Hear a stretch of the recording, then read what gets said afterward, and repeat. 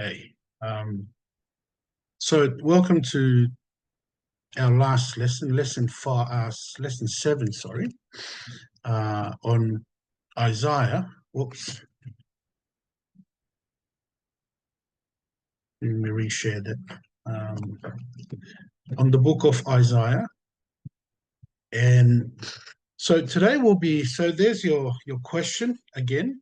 Write an essay, which is the essay question on one of the key theological themes of Isaiah, with particular reference to its significance in our contemporary context. And question 5 is, what can we learn from the Bible in Isaiah for our life today? So today we'll be looking at Isaiah's vision of Jesus. So that'll wrap up our lesson on the book of Isaiah, is to look at Isaiah's vision of Jesus. And how does Jesus fulfill the vision of the book of Isaiah?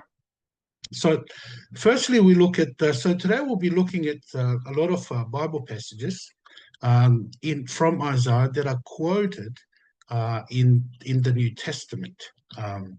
So Isaiah 19, Isaiah 1, verse 9, is quoted in Romans 9, verse 29. So Isaiah verse 9, chapter 1, says, "If the Lord of hosts had not left us a few survivors, we should have been like Sodom and become like Gomorrah."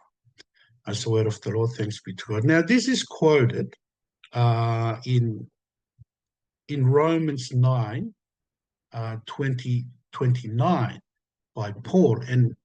And as Isaiah predicted, if the Lord of hosts had not left us offspring, we would have been like Sodom and become like Gomorrah.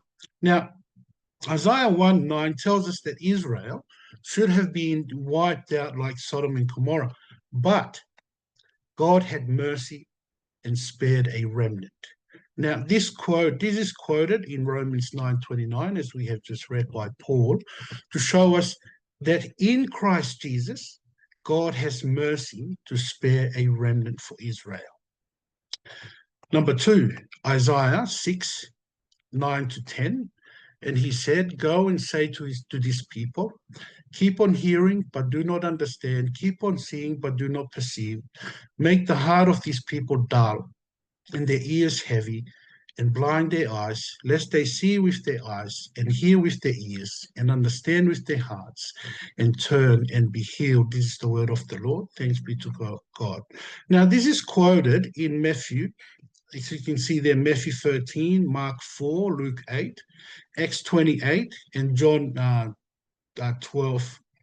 But particularly, we'll look at Matthew 13, 13-15. And it says, "This is why I speak to them in parables, because seeing they do not see, and hearing they do not hear, nor do they understand. Indeed, in their case, the prophecy of Isaiah is fulfilled that says, you will indeed hear, but never understand, and you will indeed see, but never perceive. For these people's heart has grown dull, and with their ears they can barely hear, and their eyes they have closed, lest they should see with their eyes, and hear with their ears, and understand with their heart, and turn, and I would heal them." This is the word of the Lord. Thanks be to God. So Isaiah 6, 9-10 is quoted in Matthew 13, 13-15, to show us that God, in his sovereignty, uses parables to hearten a person's heart so that he or she will be unable to respond to Jesus by coming to him to be healed. So God uses, we can see this, God uses the Bible to hearten the hearts of people in the leadership in the UMC, and also the MUC, and also the UCA, Uniting Church of Australia. We are told that homosexuality is abominable to God, but their hearts is hardened. They reject the teachings of Jesus. They do not hear, they do not see in their acceptance of homosexuality, so that they will not turn to Jesus and be saved. So we can see here that Yeah, the vision of Isaiah. So Jesus fulfills the vision, the book of Isaiah. We see here that it's being quoted.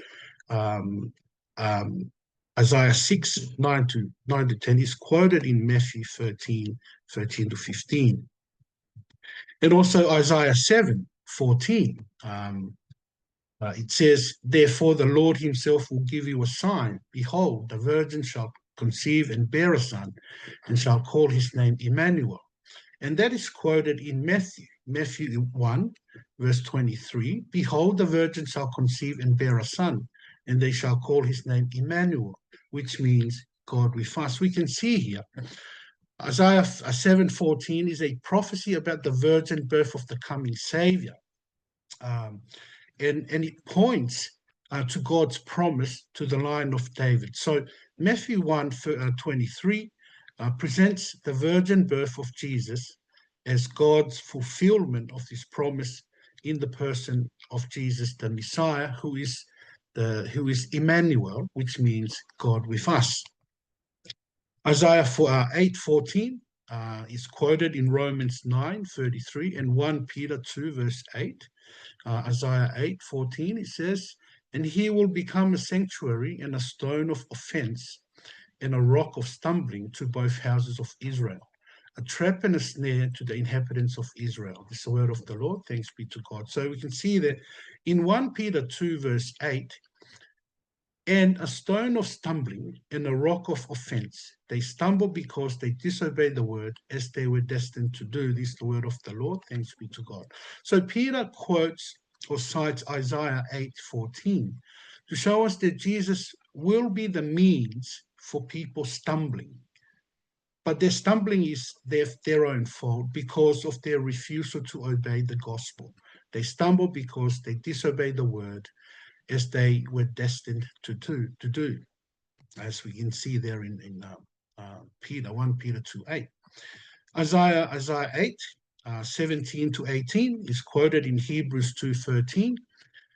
It says, I will wait for the Lord who is hiding his face from the house of Jacob, and I will hope in him. Behold, I and the children whom the Lord has given me are signs and portents in Israel for the Lord of hosts who dwells on Mount Zion. This is the word of the Lord. Thanks be to God. This is quoted in Hebrews 2, 13. And again, I will put my trust in him. And again, behold, I and the children God has given me. This is the word of the Lord. Thanks be to God. Isaiah in Isaiah 8:17 to 8 links himself with the children, or he makes a connection of himself with the children who will follow God.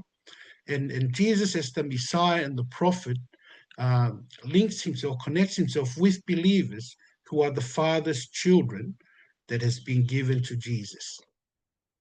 Isaiah 9, 1 and 2 is quoted in Matthew 4, 15 to 16. But there will be no gloom for her who was in anguish. In the former time, he brought into contempt the land of Zebulun and the land of Naphtali. But in the latter time, he has made glorious the way of the sea, the land beyond the Jordan, Galilee of the nations. The people who walked in darkness have seen a great light. Those who dwell in the land of deep darkness, on them has light shone. This is the word of the Lord. Thanks be to God. So you can see there in Isaiah 9, the land of Zebulun and Naphtali have come under the Assyrian domination. We can see that in 2 Kings 15:29. In the days of Pekah, king of Israel, Tiglath-Pileser, king of Assyria, came and captured Ijon, Abel-Beth-Maachah, Janoah-Kadesh, Hazor, Gilead, and Galilee, all the land of Naphtali, and he carried the people captive to Assyria. And they had been, and since then they had been longed to be freed from Gentile rule. They have now, but now we see there in Matthew, quoting from Isaiah 9, Matthew shows us that now they have seen the great light of God dawning on them in Jesus Christ. Isaiah 10, 22 to 23. For though your people Israel be as the sand of the sea, only a remnant of them will return. Destruction is decreed, overflowing with righteousness. For the Lord God of hosts will make a full end, as decreed, in the midst of all the earth. Is the word of the Lord. Thanks be to God. Now, this is quoted by Paul in Romans, or cited by Paul in Romans 9:27 to 28. And Isaiah cries out concerning Israel, though the number of the sons of Israel be as the sand of the sea, only a remnant of them will be saved. For the Lord will carry out his sentence upon the earth fully and without delay. This is the word of the Lord. Thanks be to God. So only some of Israel will be saved, according to the prophecy in Isaiah 10:22 to 23.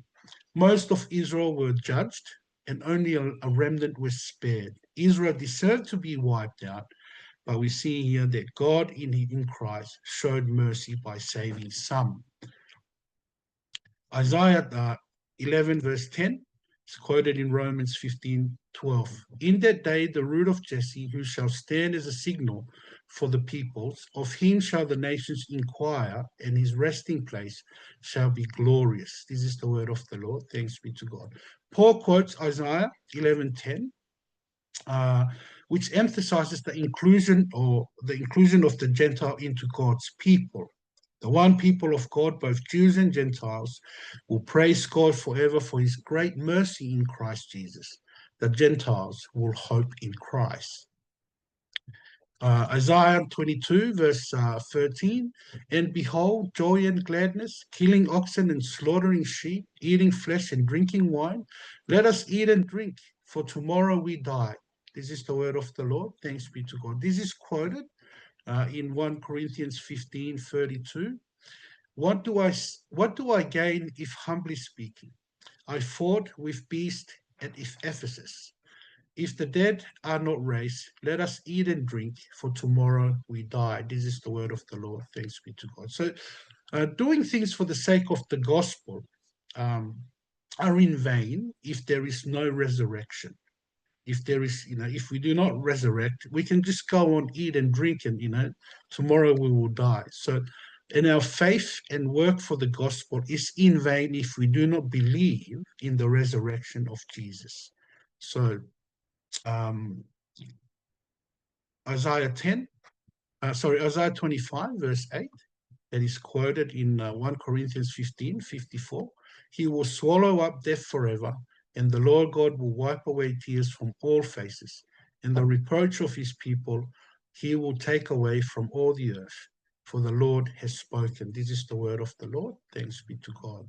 Now, that is quoted in 1 Corinthians 15:54. When the perishable puts on the imperishable, and the mortal puts on immortality, then shall come to pass the saying that is written, death is swallowed up in victory. This is the word of the Lord. Thanks be to God. So, when believers in Christ are finally resurrected from the dead, the destruction of death will be complete. So you can see there that that's the vision from Isaiah. He will swallow up death forever, God, and the Lord God will wipe away tears from all the faces. The reproach of his people will be taken away from all the earth. And that is quoted by 1 Corinthians 15:54, meaning that, through Christ Jesus, death is swallowed up in victory, and we put on the imperishable, and also the mortals put on immortality. Isaiah 27, verse 9. Therefore, by this the guilt of Jacob will be atoned for, and this will be the full fruit of the removal of his sin. When he makes all the stones of the altars like chalk stones crushed to pieces, so Azerim, or incense altars, will remain standing. And this is the word of the Lord. Thanks be to God. Now, this is quoted in Romans 11:27. And this will be my covenant with them when I take their sins away. So God's people will be saved according to God's covenant to save his people and to forgive their sins in Christ Jesus. Isaiah 28:11 to 12. For by people of strange lips and with a foreign tongue, the Lord will speak to this people, to whom he has said, this is rest, give rest to the weary, and this is repose, yet they would not hear. This is of the Lord. Thanks be to God. So this is quoted in 1 Corinthians 14:21. In the law it is written, by people of strange tongues and by the lips of foreigners will I speak to these people, and even then they will not listen to me, says the Lord. This is the word of the Lord. Thanks be to God. So Paul is here alluding to Isaiah 28, verse 11, where God's words of judgment against Israel is spoken in a foreign language by the invading Assyrian army.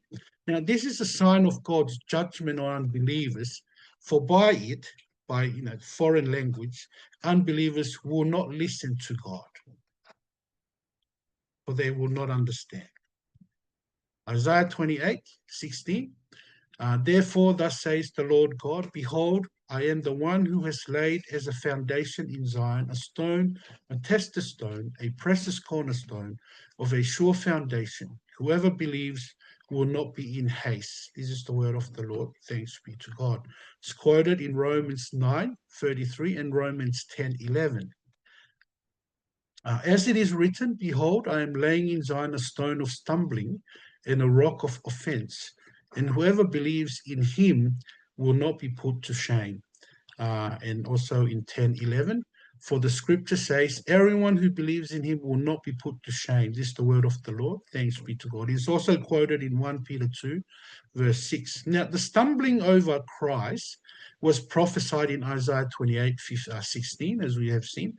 And those who trust in Christ, but those who trust in Christ will not be put to shame. Paul again quotes, Romans 10:11. He quotes 28:16 to show that trusting in Christ, not good works, is the way to salvation. Isaiah 29, verse 10 is quoted in Romans 11, verse 8. For the Lord has poured out upon you a spirit of deep sleep, and has clothed your eyes, the prophets, and covered your heads, the seers. This is the word of the Lord. Thanks be to God. So Isaiah 29, verse 10 shows us that God has hardened Israel so that they would not see or hear. But Paul in Romans 11, verse 8, prays for judgment of the Jews of his day who have rejected Jesus. Isaiah 29, verse 13, and the Lord said, because these people draw near with their mouth and honor me with their lips, while their hearts are far from me, and their fear of me is a commandment taught by men. Therefore, behold, I will again do wonderful things with these people, with wonder upon wonder. And with the wisdom of their wise men shall perish, and the discernment of discerning men shall be hidden. This is the word of the Lord. Thanks be to God. So this is quoted in Matthew 15:8-9. These people honors me with their lips, but their hearts is far from me. In vain do they worship me, teachings as doctrine, the commandments of men. So you can see that the Pharisees, hypocrites, because we can see there in starting verse 7, Jesus says, you hypocrites, well did Isaiah prophesy of you when he said, so Jesus accuses the Pharisees as hypocrites because their actions are merely external and they do not come from their hearts, as we saw there in Isaiah 29, verse 13, and their teachings are not from God, but from men.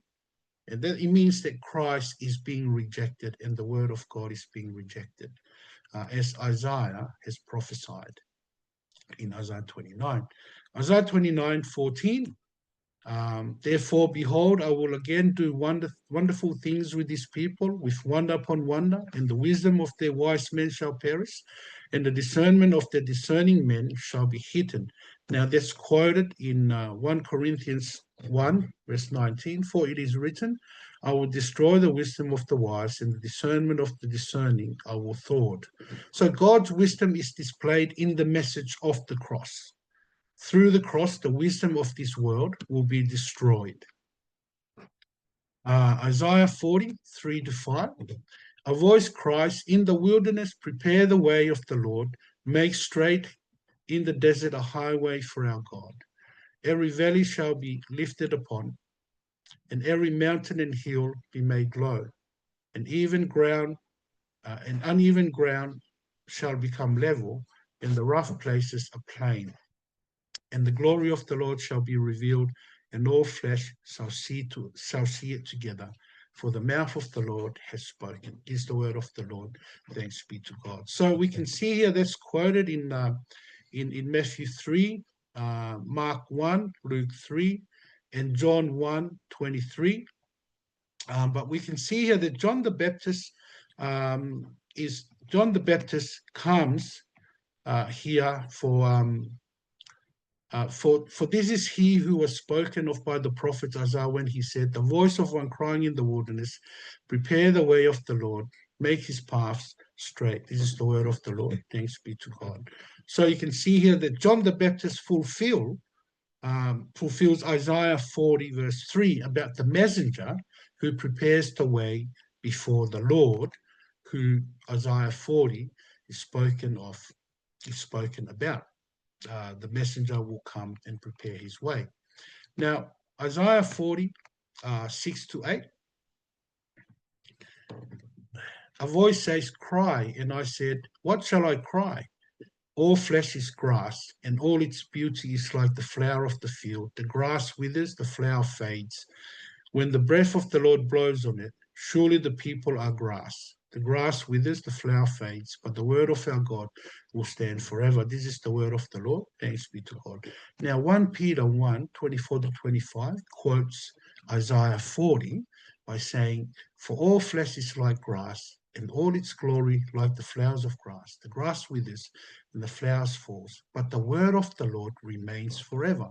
And this word is the good news that was preached to you. It's the word of the Lord. Thanks be to God. So Peter cites Isaiah 40, 6 to 8, to contrast the weakness of human flesh, well, it's like grass, with the power of the word of the Lord that has granted or given us new life to the believers. Isaiah 40, 13, who has measured the spirit of the Lord, or what man shows him his counsel, is quoted in Romans 11:34. For who has known the mind of the Lord, or who has been his counselor?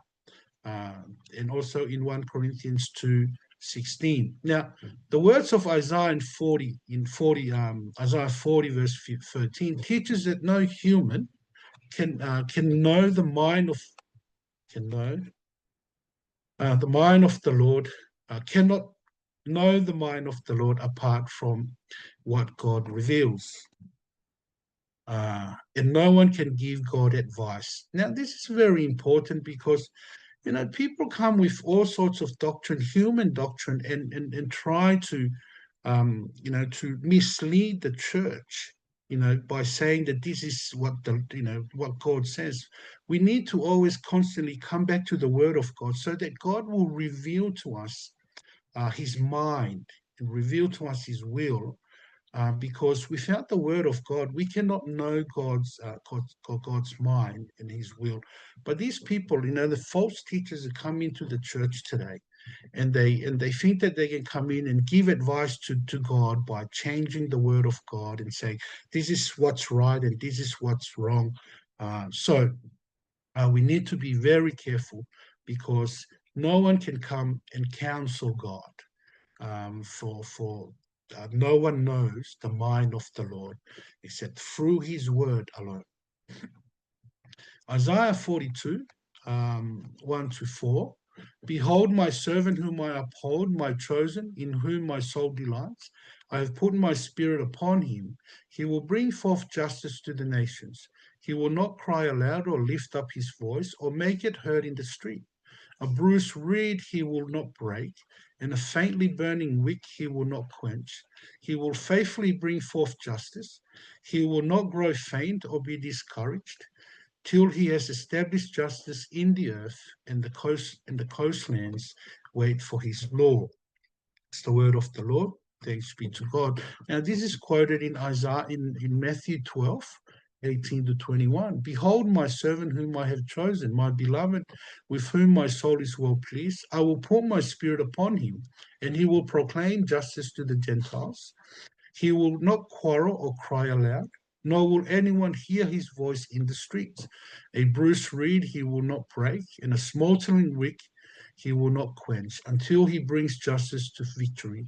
And in his name the Gentiles will hope. This is the word of the Lord. Thanks be to God. Now, this God's servant, we see in Isaiah 42, whom he has chosen.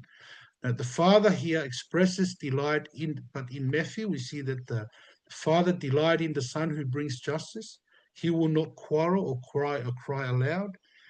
He did not come as a conquering warrior, but a bruised reed, smoldering reed. Jesus will bring hope to the Gentiles, the hope that Isaiah was looking forward to. Isaiah 49, verse 6, he says, It is too light a thing that you should be my servant to raise up the tribes of Jacob and to bring back the preserved of Israel. I will make you as a light for the nations, that my salvation may reach to the end of the earth. This is the word of the Lord. Thanks be to God. Now, this is quoted in Acts 13, verse 47. For so the Lord has commanded us, saying, I have made you a light to the Gentiles, that you may bring salvation to the ends of the earth. Now, Paul has turned, in his ministry, he turned to the Gentiles, and Paul can be seen here as doing the work of the servant we see in Isaiah 49 because of his connection to Jesus. And it was necessary to begin for Paul to begin his ministry with the Jews, since they were God's chosen people. But their stubborn resistance to God's word showed that Paul would now turn and spend more time trying to reason with them and also with the Gentiles. Worthwhile for him to spend more time trying to reason with them. So he now turned to the Gentiles in his mission. So Isaiah 49, verse 8, thus says the Lord, in a time of favor I have answered you. In a day of salvation I have helped you. I will keep you and give you as a covenant to the people, to establish the land, to apportion the desolate heritage. This is the word of the Lord. Thanks be to God. So this is quoted in 2 Corinthians 6, verse 2. For he says, in a favorable time I listened to you, and in the day of salvation I have helped you. So by quoting Isaiah 49 to summarize his appeal to the Corinthians, Paul sees his apostolic ministry as the same as Isaiah's prophetic ministry by calling Israel to repentance. Now here Paul declares that this time of salvation, the time of salvation has arrived and has already arrived in Christ Jesus. Isaiah 52, verse 5. Now therefore what have I here, declares the Lord, seeing that my people are taken away for nothing. Their rulers wail, declares the Lord, and continually all the day my name is despised. This is the word of the Lord. Thanks be to God. This is quoted in Romans 2:24. For as it is written, the name of God is blasphemed among the Gentiles because of you. It's the word of the Lord. Thanks be to God. So because Israel has, violated the law of God, they were exiled by God and were therefore reviled by the Gentiles. Now, their actions, blasphemed God because the Jews were known as God's people.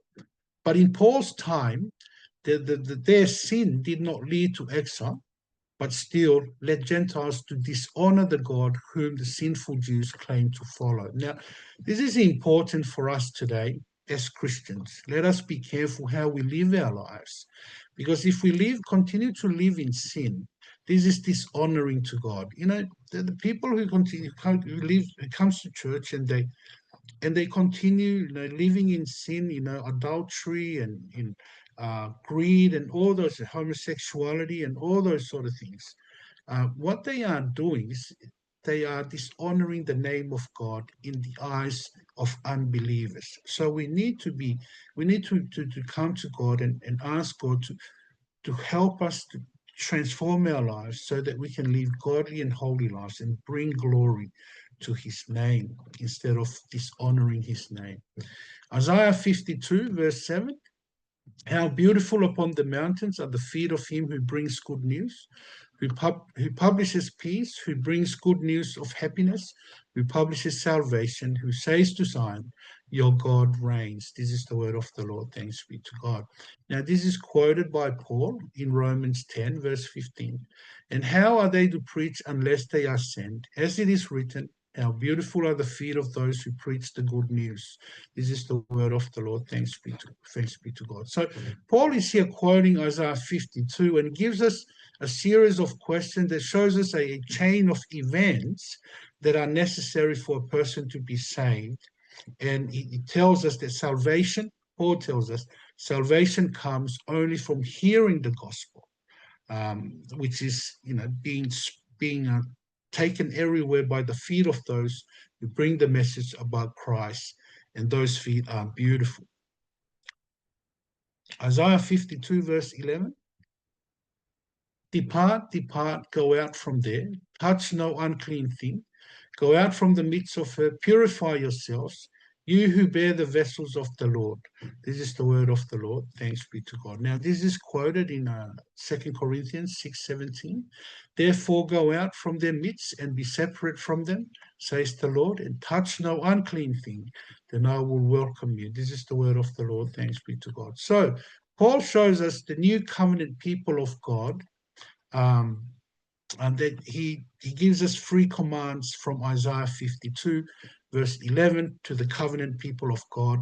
He goes, go out, be separate, do not touch no unclean thing. Now, this is a warning. This is a warning for us and for Christians who now belong to God. We are to go out, be separate, and to not, touch no unclean thing, which do not be involved in the sins of this age. And that's Paul quoting from Isaiah 52, verse 11, where God calls his people to turn away from their sins. Isaiah 52, 15. So shall he sprinkle many nations. Kings shall shut their mouths because of him. For that which has not been told them, they see. And that which they have not heard, they understand. This is the word of the Lord. Thanks be to God. So this is quoted in Romans 15:21. It says, but as it is written, those who have never been told of him will see, and those who have never heard will understand. It's the word of the Lord. Thanks be to God. Paul here Paul's aim was to preach the gospel in areas where no church exists. He didn't want to build on somebody else's foundation, and his calling was to not to plant churches where it was already existed. So therefore, Paul here fulfills the prophecy of Isaiah 52, verse 15. Isaiah 53, verse 1. Who has believed what he has heard from us, and to whom has the arm of the Lord been revealed? It's the word of the Lord. Thanks be to God. Now, this is quoted in John 12:38. So that the word spoken by the prophet Isaiah might be fulfilled. Lord, who has believed what he heard from us, and to whom has the arm of the Lord been revealed? Now, John quotes Isaiah 53, verse 1, to show that the Jewish rejection of Jesus as the Messiah was already predicted by Scripture in Isaiah 53, verse 1, and therefore serves to confirm God's sovereign plan. Isaiah 53, verse 4, surely he has borne our griefs and carried our sorrows, yet we esteemed him stricken, smitten by God, and afflicted. It's the word of the Lord. Thanks be to God. Now, this is quoted by Matthew 8, 16 to 17. This was to fulfill what was spoken by the prophet Isaiah. He took our illnesses and bore our diseases.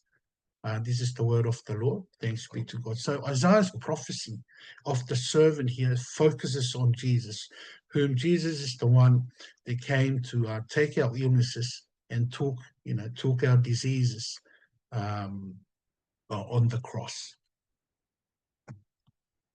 Isaiah 53, 7 to 8. He was oppressed and he was afflicted, yet he opened not his mouth. Like a lamb that is led to the slaughter, and like a sheep that before its shearers is silent, so he opened not his mouth. This is the word of the Lord. Thanks be to God. Oh, in verse 8, by oppression and judgment he was taken away. And as for his generation who considered that he was cut off out of the land of the living, stricken for the transgressions of my people. It's the word of the Lord. Thanks be to God. Now, this is quoted in Acts 8, 32 to 33. Now, the passage of the scripture that he was reading was this: like a sheep, he was led to the slaughter, and like a lamb before its shearer is silent, so he opened not his mouth. In his humiliation, justice was denied him. Who can describe his generation? For his life is taken away from the earth. This is the word of the Lord.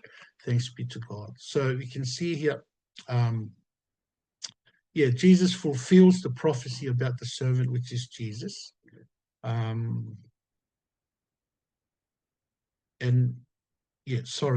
We're supposed to be on Isaiah 53. Isaiah 53, verse 9.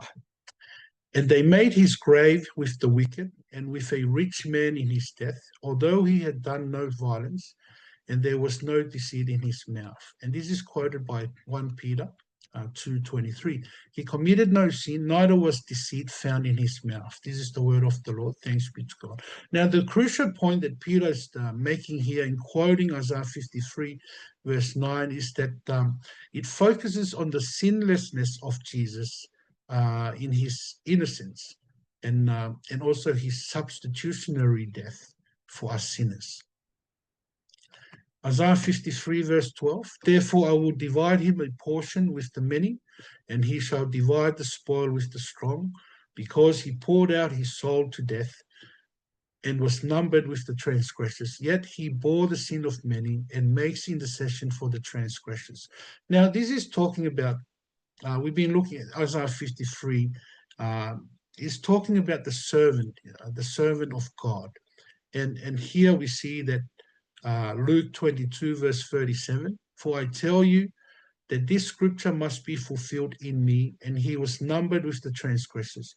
For what is written about me has its fulfillment. This is the word of the Lord. Thanks be to God. So here Jesus says that scripture must be fulfilled. And so Jesus is saying that he is the suffering servant that Isaiah 53 is talking about, and his suffering and death was God's providential plan that must be fulfilled, in that he was numbered with the transgressors.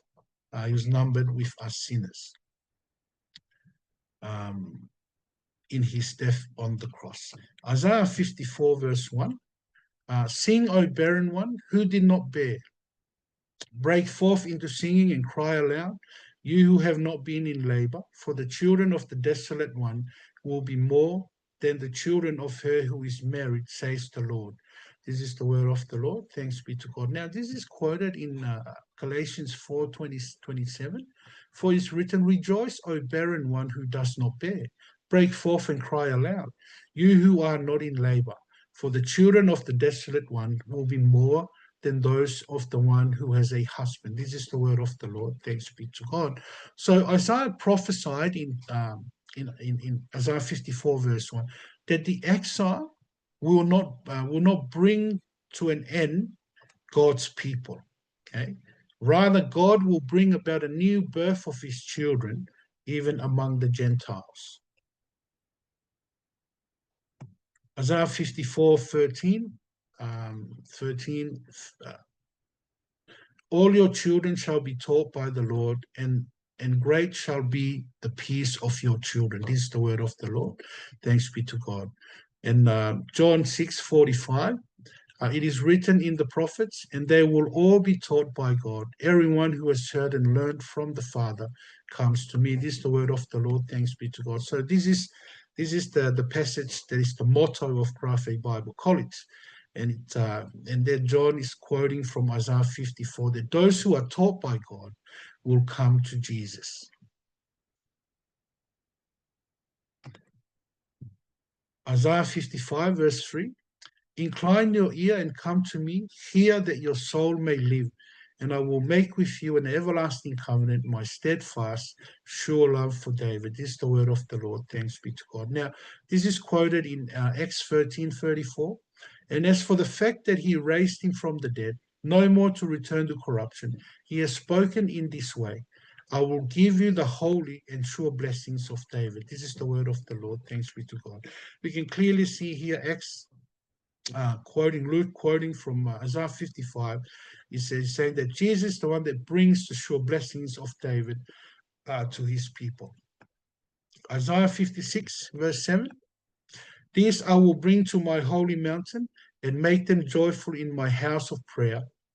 Their burnt offerings and their sacrifices will be accepted on my altar, for my house shall be called a house of prayer for all peoples.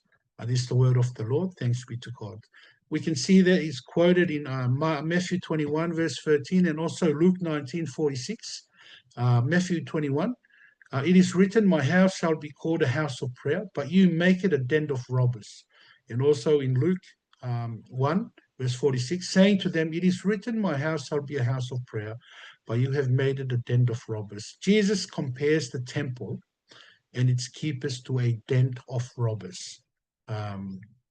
They come to steal, and we can see there in Isaiah 56, these I will bring to my holy mountain and make them joyful in my house of prayer. So it's not a house of, for robbers to conduct their business, but it's a house of prayer. And that their burnt offerings and their sacrifice will be accepted on my altar, for my house shall be called the house of prayer for all peoples. Now, this is fulfilled in Jesus. We know that Jesus goes in and cleanses the temple in order that the temple, because the temple will be fulfilled in him. He is the one that there will be no more sacrifices brought to the temple. He will be the sacrifices. But the people that have come to the temple to trade, they are compared as keepers of den of robbers. Isaiah 59, 7-8. Their feet run to evil, and they are swift to shed innocent blood. Their thoughts are thoughts of iniquity, desolation, and destruction are in their highways. The way of peace they do not know, and there is no justice in their paths. They have made their roads crooked. No one who treads on them knows peace. This is the word of the Lord. Thanks be to God. This is quoted in Romans 3, 15-17. Their feet are swift to shed blood. In their paths are ruin and misery, and the way of peace they have not known. There is no fear of God before their eyes. This is the word of the Lord. Thanks be to God. So Paul considers the rejection of God brings evil into this world. So human history, we can see, is filled with murder and war, and sinners live in their way devastation, ruin, and misery. So instead of knowing peace, they have sown disorder and confusion into the world. This is obviously the result of rejecting Jesus Christ. Isaiah 59, 20-21, and a Redeemer will come to Zion, to those in Jacob who turn from transgression, declares the Lord. And as for me, this is my covenant with them, says the Lord. My spirit that is upon you, and my words that I have put in your mouth shall not depart out of your mouth, or out of the mouth of your offspring, or out of the mouth of your children's offspring, says the Lord, from this time forth and forevermore. And this is quoted in Romans 11:26-27. And in this way, all Israel will be saved. As it is written, the deliverer will come from Zion. He will banish ungodliness from Jacob, and this will be my covenant with them when I take away their sins. This is the word of the Lord. Thanks be to God. So you can see here, this is how Israel will be saved, and the salvation of Israel at the end of history. Their salvation will come at the end of history. The deliverer, and we're told, will come from Zion, which basically refers to Christ's second coming. Jesus will come and take away their sins. Isaiah 61, 1-2. The Spirit of the Lord God is upon me, because the Lord has anointed me to bring good news to the poor. He has sent me to bind up the brokenhearted, to proclaim liberty to the captives, and the opening of the prison to those who are bound, to proclaim the year of the Lord's favor in the day of vengeance of our God, to comfort all who mourn. This is the word of the Lord. Thanks be to God. So you can see Luke chapter 4, verse 18 to 19. The Spirit of the Lord is upon me. He's quoting from Isaiah 61, because he has anointed me to proclaim good news to the poor. He has sent me to proclaim liberty to the captives and recovering of sight to the blind, to set at liberty those who are oppressed, to proclaim the year of the Lord's favor. This is the word of the Lord. Thanks be to God. So Jesus, aware of his anointing, we are told. The Spirit, because Jesus, the Spirit is upon me, he's aware of his anointing, and claims to be the messianic servant of the Lord, who's speaking in this passage from Isaiah 61. Jesus came to proclaim the good news to the poor and liberty to the captives. Sight to the blind includes both the physically blind and the spiritually blind. Liberty for those who are oppressed included in Jesus' ministry, healing the sick, casting out demons, forgiving sins, and ethical teachings that promote justice, social justice, and proclaim the year of the Lord's favor, which Isaiah 61 verse 2 refers to. Isaiah 62 verse 11, behold, the Lord has proclaimed to the end of the earth, say to the daughter of Zion, behold, your salvation comes. Behold, his reward is with him, and his recompense before him. It's the word of the Lord. Thanks be to God. It's quoted in Matthew 21, verse 5.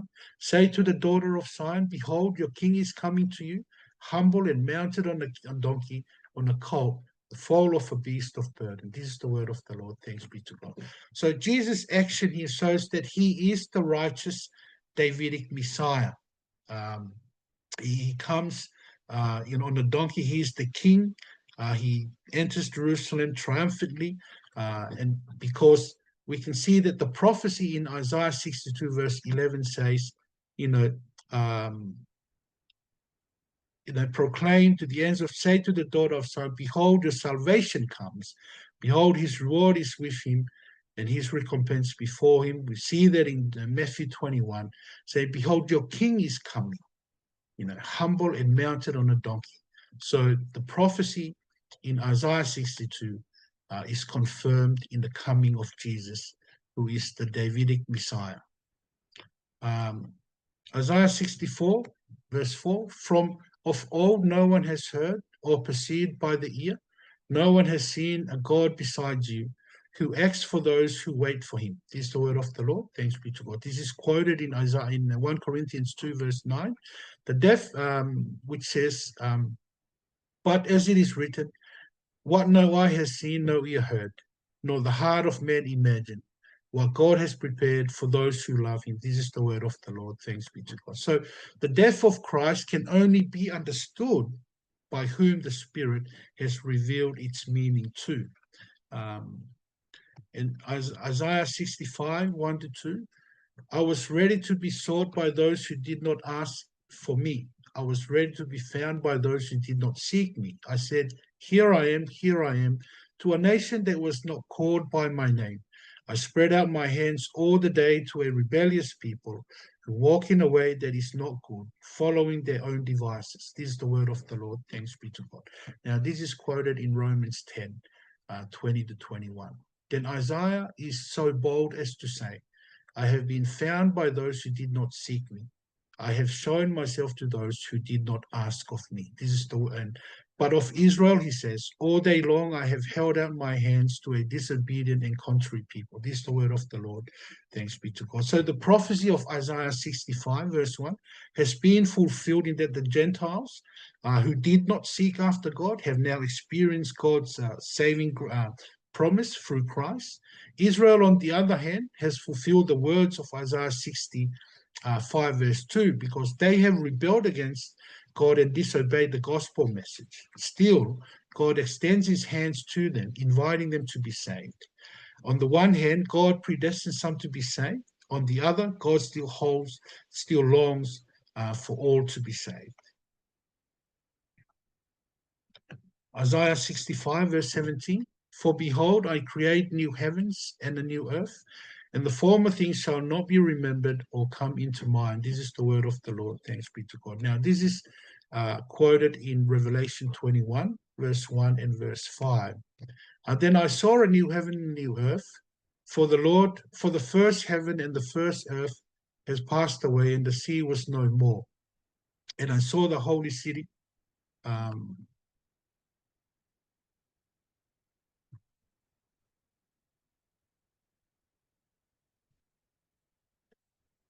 So Isaiah 65 verse 7. Now this is quoted in Revelation 21 and 5.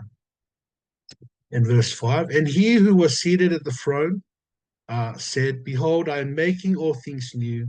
And also he said, write this down, for these words are trustworthy and true. This is the word of the Lord. Thanks be to God.